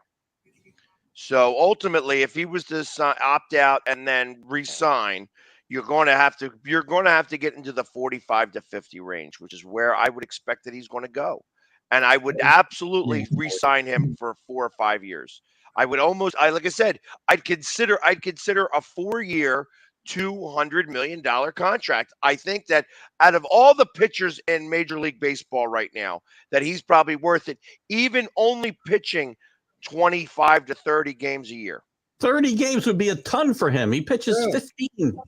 Yeah, but you have to see how he holds up the rest of this season. If he holds up and he's elite the rest of this season, that's enough of a body of work to at least show the potential of having durability going forward. If he gets injured again before the season's over, now you have a major predicament. You're not sure what to do. You want to sign him, but how much are you willing to really invest in the guy year-wise? Then it's a problem. The team that signs him is going to they're gambling no matter what they do with this guy. Well, we don't know how the rest of the season's playing out. If Doesn't DeGrom matter. leads the Mets to the World Series, he's a World Series MVP, then they got to give him the moon at that point. 8 starts this year, by the way. 8 starts, 15 last year, 12 in the COVID year. Keith, you're making the same mistake Mac and Doc made with Aaron Judge. No, I'm not. Injuries before the year in the past. You got to look what he could give you going forward. He's how old is he? 34. Again, the trend now is that he's going to be hurt. The trend was Judge was not that he was going to get hurt. Justin Verlander. Tell me that. Verlander's 38, I think. 38, and Justin Verlander is throwing as well as he ever has now. So Scherzer's 39. And Scherzer the same way. So DeGrom's contract would end when he was 39. You're not taking him above that. And Scherzer has 2 more years left on his deal with the Mets. I think he can opt out, Scherzer's never had the injury history that DeGrom's got, by the way. Just no, saying. but they're not going to, you don't have to sign DeGrom today. It's after the season. So I mean, but but I'm gonna talk to you about that since we're talking about DeGrom here, and we're talking about it. And so in 2014, he pitched in 22 games. That was his rookie season, obviously. 2015, he pitched 30. 2016, he got hurt for a couple of games, but pitched 24. 17, 31, 18, 32, 19, 32, 20, 12. But that was the short season, and then last year 15 games. This year 8. So only the last 2 seasons has he gotten hurt. Other than that, he has been able to really pitch throughout the entire season. Now, I understand he's 34 years old now, and he's only going to get older. It's not going to do that, but it's if you could get 20 some games out of him, you're gonna do real well. And it's not those games that you care about; it's the playoffs. I get that, but you got to get to the playoffs first of all. Right. And if you invest this kind of money in this guy, you're going to hurt yourself somewhere else. And if he can't pitch more than 20 games, he's going to handicap the team that signs him. Unless it's in October and he's healthy, then I get it. Then it's worth a gamble. But again, I think he's still the best pitcher in the league right now. I agree. When he pitches, he's the best pitcher in the league, without a doubt. I heard a debate the other day. They were comparing DeGrom to Garrett Cole. Who's a better pitcher for who? Who would you rather have? And the feeling was, of course, DeGrom is better than Garrett Cole. But Garrett Cole, if nothing else, he takes the mound all the time. All the time. You can count on him to take the mound. And he's been a very good pitcher for the Yankees. Maybe not a great pitcher. Serious? Are you very serious? good on balance. Cole gives up a home run all the time when he comes into the game. His balls are straight. He has no legitimate changeup. The guy is terrible, Jack.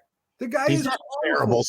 Yeah, I'm not gonna let Keith. I'm turning this out. Keith, I'm turning this over to you. Garrett Cole you handle it.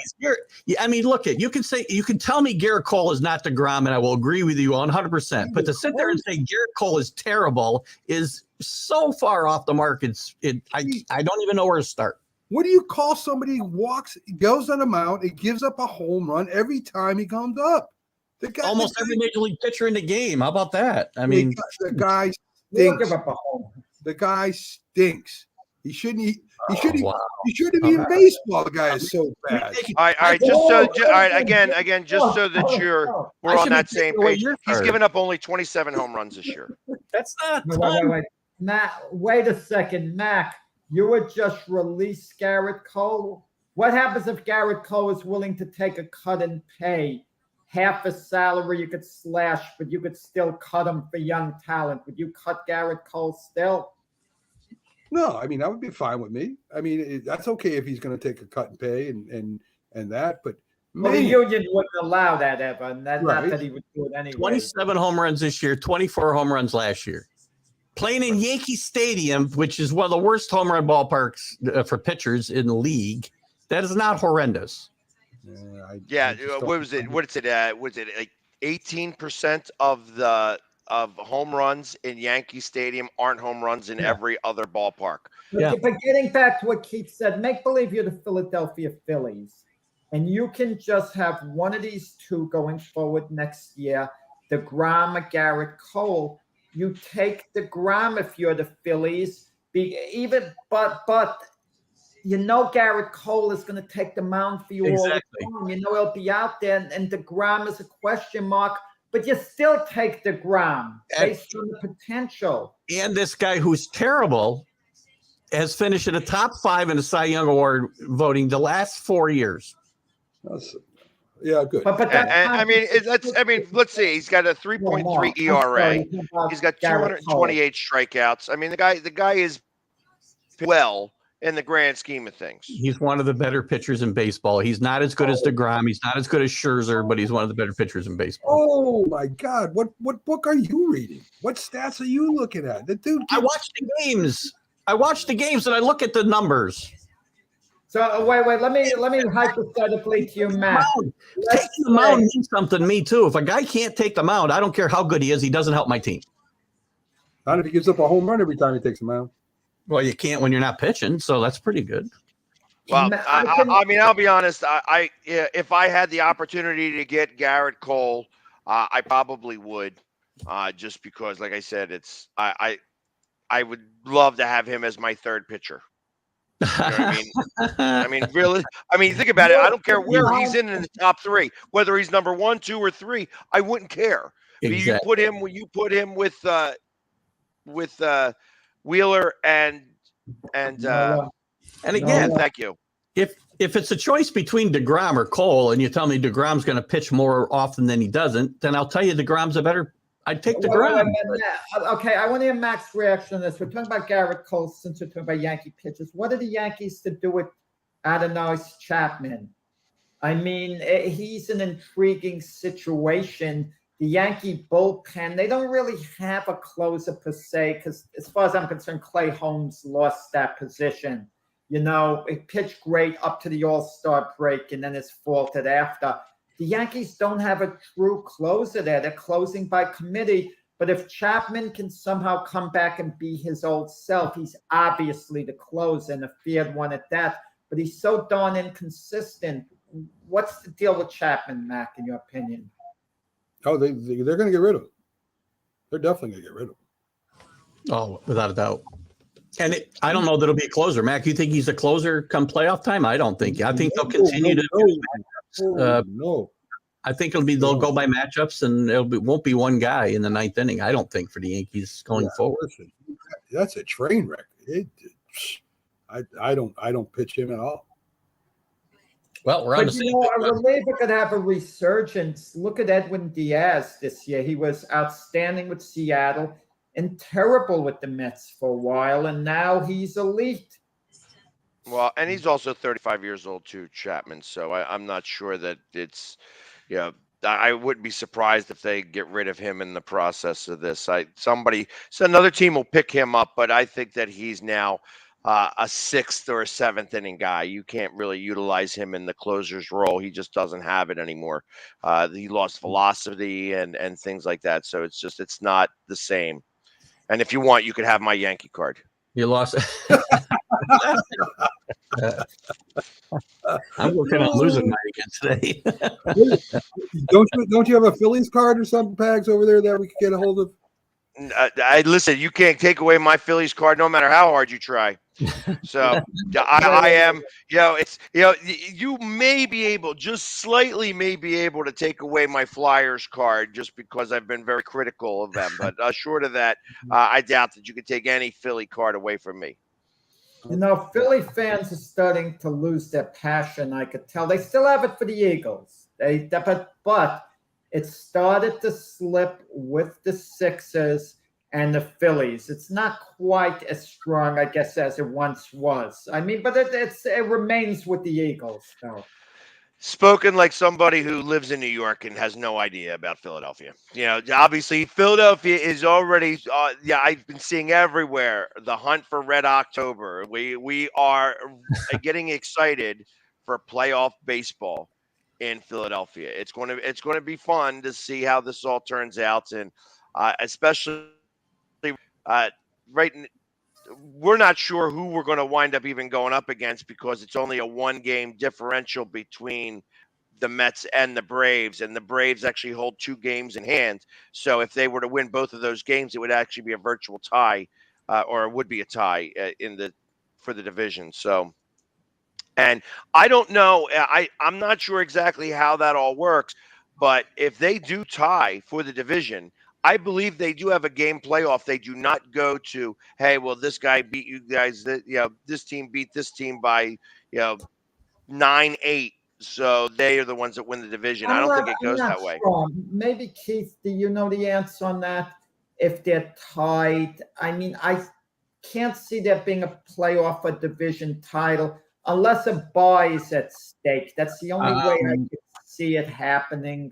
Well, it would be a bye because St. Louis isn't going to catch either one of them. No, but there must be some type of tiebreaker in there, something I would think. There probably is. In the past, they have played off these games, but it's a little different now, I think. See if I can find something quick. Because that's what's going to make a really big deal. If by chance, and I almost want them to tie, to play that playoff game, because at that point, would you, like I said, if you're the Mets, would you play Scherzer? Would you pitch Scherzer? Would you pitch DeGrom in that game and possibly lose them? Yes. And same thing with listen, you're not going to pitch both. Either DeGrom or Scherzer is going to be available, but it's best of 3 if you don't get the bye. So even if you pitch hypothetically a Scherzer or DeGrom the last game of the season, I would think they would be available for game 3 of the playoffs, a final decisive game if needed. So there would be no playoff game, by the way, if they tie. Everything is going to be determined by tiebreakers. Yeah, that's what I thought, Pags. Yeah. Head-to-head is number 1. Intra-division record is second. Yeah. So head-to-head would be number 1. Correct. And who's leading right now between the Mets and the Braves? It's a good question. Let's. I think can find that quick too. I think the Mets got a small lead. I think they do too. Oh crap! They don't tell me. That's a division record. Right. Yeah, I do think the Mets have maybe a game or 2 in hand. And I missed that. That's another thing I hate about Major League Baseball. Now we don't even get those. One of the greatest games as a Yankee fan was that Red Sox Yankee 1-game playoff in Fenway in 1978. You're never going to see that stuff again because of the way they format these playoffs, and we don't have time to play that type of game anymore. So, I mean, I kind of wonder with these playoffs, expanding the playoffs, is that good? Is it bad? I could understand the playoff system. In the dark ages, we had the American League against the National League, 10 teams in each league.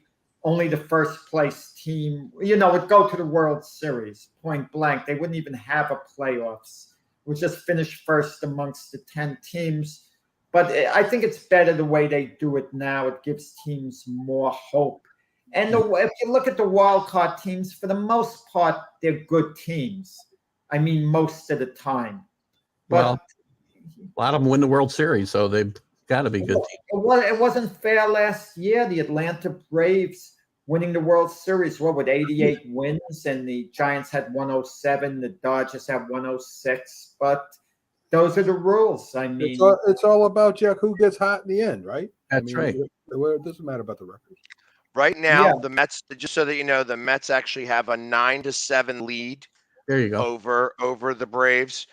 They do have the final series of the both of them. They end with each other. So it's a 3-game series. So Atlanta Mets would have to do is win one game, and then and then have the better record, obviously. And then have the same record. They could have the same record, but that's correct. Right. They have to at least be able to tie. That's a nice little cushion for the Mets there. I mean, it might not seem like much. Well, no, because ultimately, like I said, the Braves have 2 games in hand, so they have to win both of those games. If they lose one of those games, that's already changes it to a game out or a half a game out, and ultimately, like I said, the Braves have to sweep that final series to be able to overcome, and that's tough to do. even against the Mets. Although the Cubs did it. They did. Yeah, I give the credit to these teams that are way out of it and they're getting up to play now. A lot of teams just fold up to tenths, but when the team in the Cubs position comes and plays, and that says something about their manager maybe too. It might help him keep his job there. Yeah. When you're still playing hard in September, 30 games out of place. And they're still playing for contracts, right? They're still playing to keep the place on the team. So, and Cubs had a few of those guys too. So, yeah, so it's going to be interesting. Let's go talk about the other team that stinks for you, the New England Patriots. Well, this one really does stink right now. So obviously, I'm sure you watched the game probably more than everybody else here did, because I didn't see not one play of that game. Yeah. And Tua beat us. I didn't miss a single. Tua didn't play that well, by the way. He was good. The Miami Dolphins were efficient.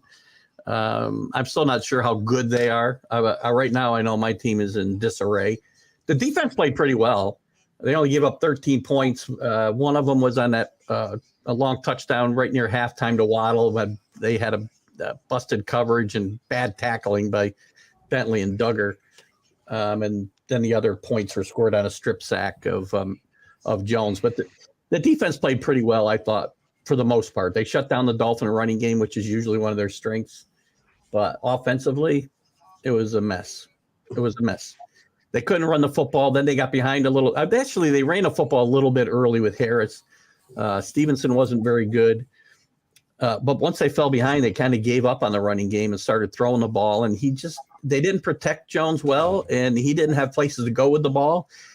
Kendrick Bourne was not part of the offense until late in the game. He's in somebody's doghouse. He only had 2 touches the entire day. One of them was for 41 yards.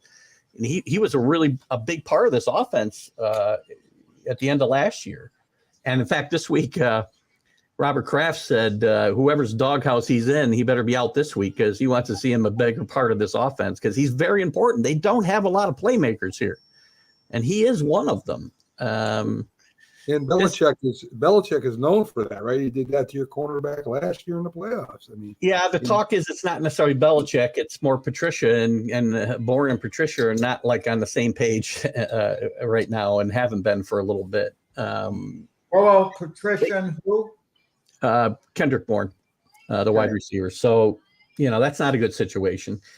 They had a really good drive to open the game, and then they went for the 50-50 ball, which in the end zone at the 22-yard line on the first drive of the game. They got Devontae Parker just for that play, and he can't even go up and prevent the interception. So it wasn't a great throw, and but he's got to at least knock that ball down, and he doesn't. And then from there on, it's pretty bad. So I knew that September was going to be tough for this team.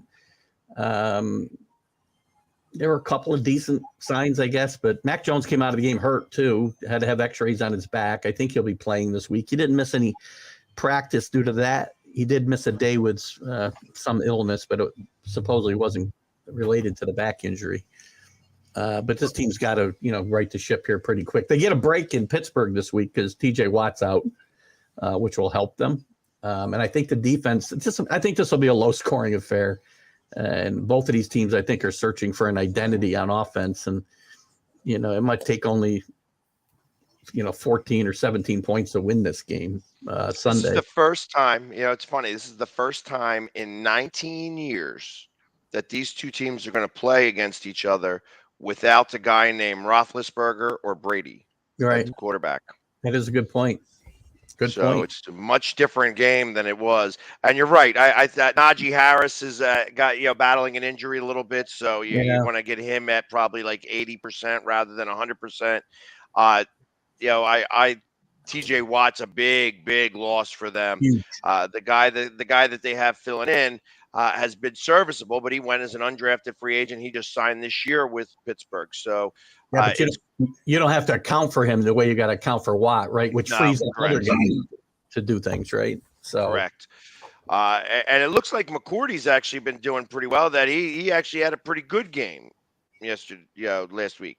But Devin McCourty's been a staple in that defense for a long time. He's a solid player. if you're talking about Devin McCourty. That's who I had. 35 years old, still Yeah. playing pretty good. So Yeah, there's some question about whether he was going to come back this year. Devin McCourty's a Hall of Famer in my mind. I think you'll find that out after he retires. Plus, he's one of the good guys in the league. He's always up for the Walter Payton Award, it seems, and he's been a big part of this team. And he's helping those young guys because they're really young on the corners. And Devin McCourty's played a lot of corner. In fact, didn't play it well early in his career. He didn't get really good till they moved into safety. But he's been a good influence on those young kids in that backfield, which they made some progress this week. I'll give them that. So there was a lot of concern about the corners, but they're playing better. This is going to be an ugly football game, I think, Sunday. But I will watch every play, just like I watch every play of that ugly game last week. Right. So, right. Well, and what did I see? That the Patriots are actually favored in this game? They are, which is I have no idea. They're like a 2.5 point favorite. At least they were the other day on the road. I have it at 1.5 now.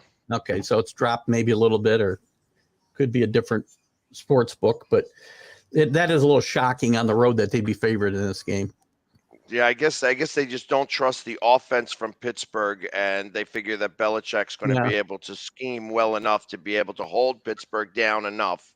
I agree. The over/under in this game is 43.5, and I think that an under is probably the good play. Yeah, I think so. I think so too. And that Pittsburgh defense, though, they look totally different in that Cincinnati game. I was watching that on another TV. I was watching the Patriot game because I had Cincinnati in a survivor pool, so that's over. Oops. But Cincinnati played their offense came alive a little bit after Watt got hurt. They played much better. But Cincinnati just shot themselves in the foot all day long. 5 turnovers, 7 sacks. Obviously you can attribute some of that to the Pittsburgh defense, but the Bengals were not very good last week at all. Well, not only that, but then Joe Burrow still kept them in it enough to be able to bring them to overtime. Yeah. So even after all that. Yeah, because they played better after Watt went out. That's what was one of the big points of them being able to come back. And they missed an extra point. The kicking in the league last week, I don't know what was going on with the kicking, but good God, it was atrocious. And this is a good example. The guy who was supposed to be the best kicker in the league misses an extra point with no time left to send the game to overtime. Well, reportedly, he had a new holder, a new snapper, and all that talk. Well, not only that, wasn't it like that? That was the snap where he actually had to stand up. The holder had to stand up to get that snap to try to get it down, and they just couldn't get it down. And laces were in, and this is why special teams are important, and teams overlook them. Special teams are very important, and there was a lot of bad special teams play last week for sure. There's a lot of good punters this year. I mean, they got some strong legs. They're driving the ball. They're giving the other team bad field position. Huge part of special teams. Yeah, Bailey might have been the Patriots MVP last week because he had a couple of kicks inside the 10 and one at the 10, I think. So he might have been their best. He might have been their best player last week. Kept keeping them in the game as much as he did. No, you made a remark a little while ago, Keith, that Robert Kraft said something about one of the players. When an owner starts, I don't want to use the word target a player, gives his attention to a specific player who's not the star of the team, that tells me the owner is very involved. I'm not saying owner shouldn't be involved, very involved with the team, but does that kind of filter down to Belichick? Shouldn't that be a Belichick thing, talking a little more with the press? Yes. You get the feeling Robert Kraft might not be overly happy with Belichick if things don't go well, because it's always been my impression he's tolerated Belichick because Belichick has been so wildly successful. He's realized what he had in Belichick as a coach. And it's a little less their personal relationship. It's more of a business relationship. But if the business relationship isn't quite succeeding, meaning the 1-loss record, I get the feeling that Belichick isn't a lock to be there going forward next year. All right. Say they let go of Belichick. You get a job anywhere, Jack. Oh, no, but that's not the point. He absolutely would get a job elsewhere. He's not going to get let go. We've had this conversation. Robert Kraft's too smart to let him go. The public relations backlash would be awful for him. But at the same time, you're right. And I should have prefaced my comment about Kraft speaking up. That's very un-Robert Kraft-like. Yeah. To come out in public and make a comment about something involving the way the team is run. And that's not what he normally does. And this is twice now in a few months. He did it before the draft as well, if you remember. Yeah. He made a comment that, we might want to consider having a good draft here because we haven't been very good in that area in recent years. And there's some data about how good that was. So but at the same time, even if he speaks up and seems more critical of the team and Belichick by extension, I don't think there'll come a point he will ever fire Bill Belichick. Now they may come to some mutual agreement where Belichick will want to spend more time with his family, but I don't think he'll come out and out fire him because the public outcry would be deafening in New England. He's smarter than that. I believe that, and I can't imagine that. Like I said, coaches like that, you have to kind of let them make the decision on when they're going. Wait. But you mentioned, Keith, that'd be a big outcry in New England. Is Belichick that loved in New England, where there would really be a major outcry? If Absolutely. He was Absolutely. Yeah, I mean, they may not love him as a person. Who cares? And Bill Parcells wasn't a loving person. But do they feel about Belichick the same way the Yankee fans felt about Joe Torre during the time he managed the Yankees? As a way of I would say professionally and what happens on the field, yes, they do. And there would be, if he were to get fired mid-season or at the end of the season or at any point, I think there would be great backlash from a 5-12 record at the end of the season. Would there be backlash? Well, again, people wouldn't be happy, but yes, again, it would get less. It would get less if they had multiple seasons that were, 5 wins, 6 wins. Yeah. But you're never going to see him get outright fired. It'll be a conversation where, something happens behind closed doors and he decides to spend more time with his family, and that'll be that. What happens if he wants to coach? You're assuming, he's going to take a job in the front office.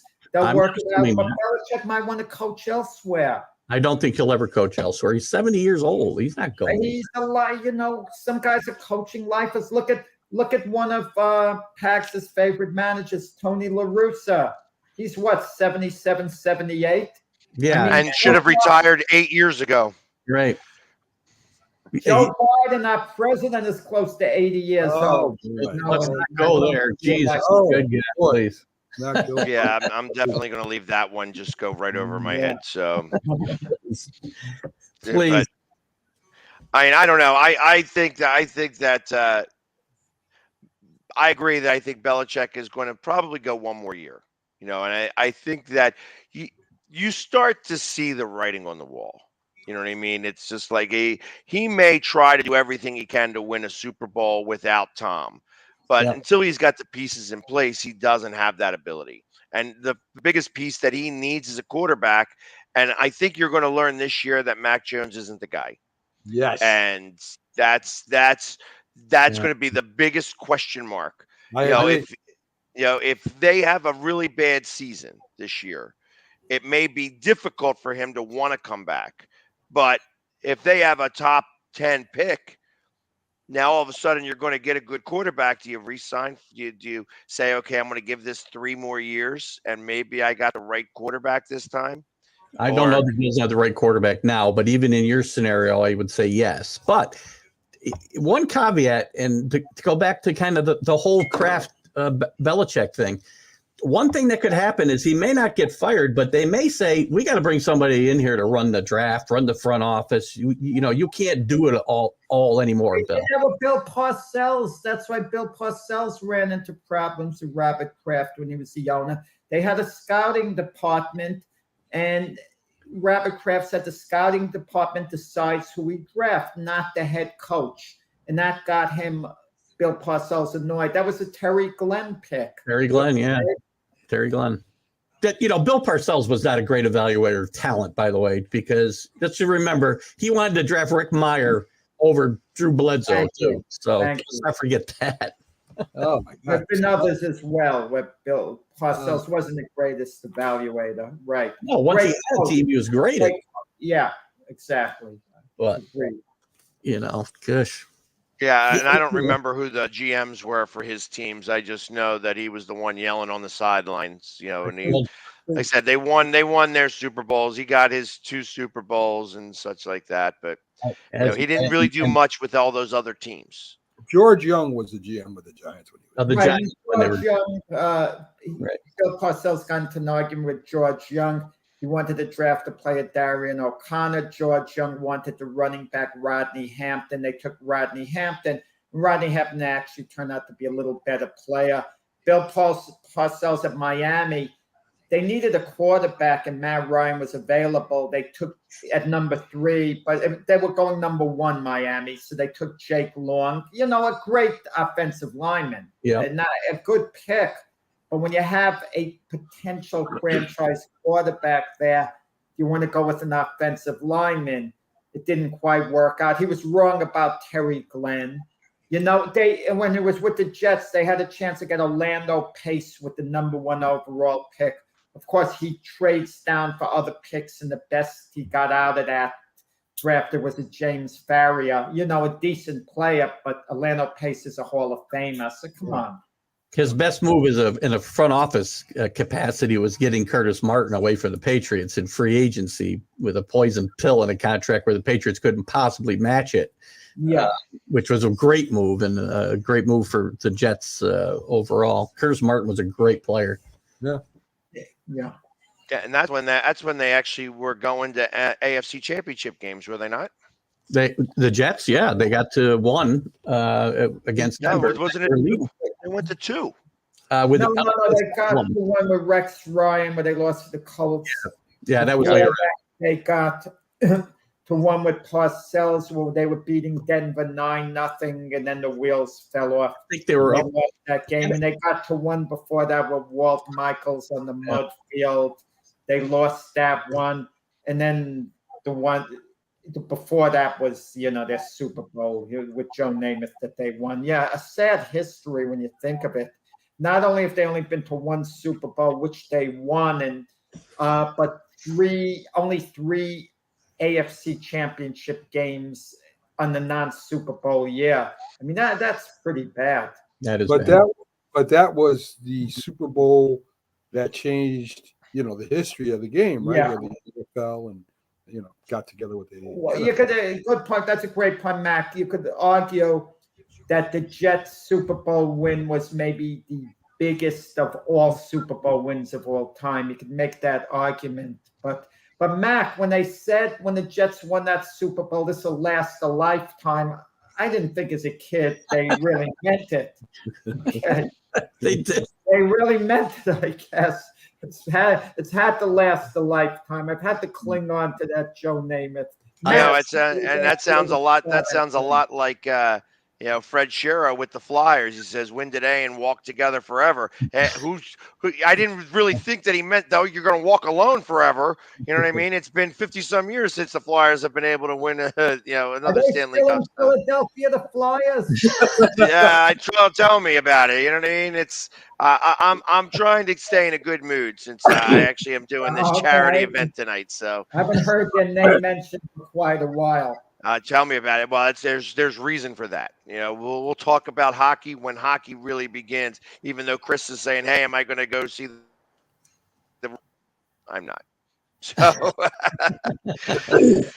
Flyer fan that listens to this show. Oh wow. That being said, hey, listen, our 2 hours is up here. So again, thank you, Keith, for coming on and spending some time with us today, talking all about how the Yankees are going to get beat in the first round of the playoffs or the second round of the playoffs. And and how the Patriots are going to wind up. The Patriots are on the clock with the second or third pick. I got to stay awake during the show, obviously, because I don't. Well, at least you got your Yankee card back now, so you go ahead and frame that up. Taking it back after the Garrett Cole conversation. I might exactly. It's and obviously Garrett Cole's going to be a Yankee again next year, and DeGrom's going to be a Philly, so it'll be very interesting. Never mind. Oh my God.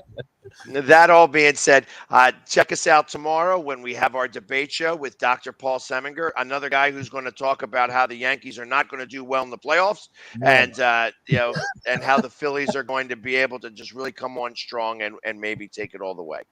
Yes. But everybody, Philly hat tomorrow. I'll watch for the show then. yeah, we'll see what happens there. But everybody, thank you very much for joining us, and we'll see you tomorrow. Have a great weekend, guys. Take care. Easy, folks.